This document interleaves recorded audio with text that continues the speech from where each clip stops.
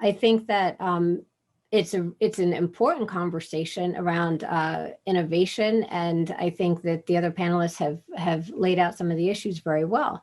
The one thing that I really want to make sure that we keep front and center is this concept of inclusion. And while we are discussing geographic inclusion and making sure that all the activity is not based on the coast, and as John said, up in Cambridge, and I did spend 4 years in that area, so I know full well of what he is speaking.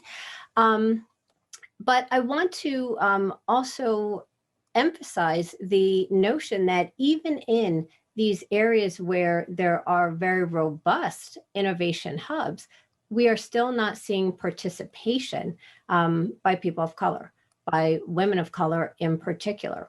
And so as we look to expand geographically, I think that we also have to keep in mind, how do we, in every area of the country, make sure that we are fostering an environment of inclusion?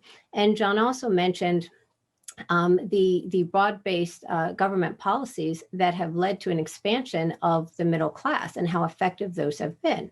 Unfortunately, that has not reached everyone. And we know that there were populations, the Black population, as the middle class was being created through housing policy, that the Black population was actually excluded from that.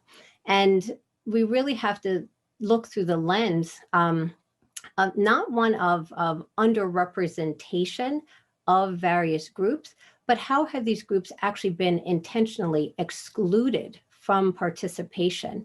And we have to look at how we reverse the impact of that exclusion, which has now made it difficult for those groups to be included.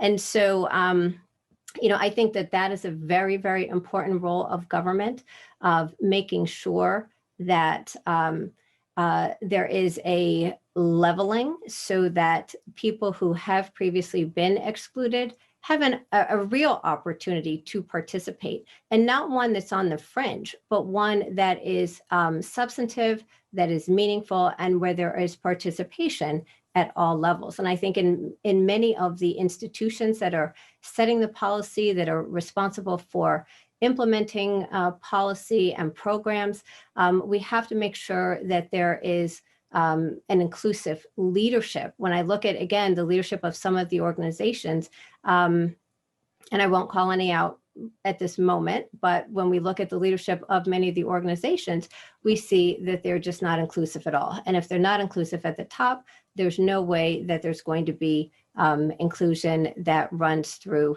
the programming that they implement either.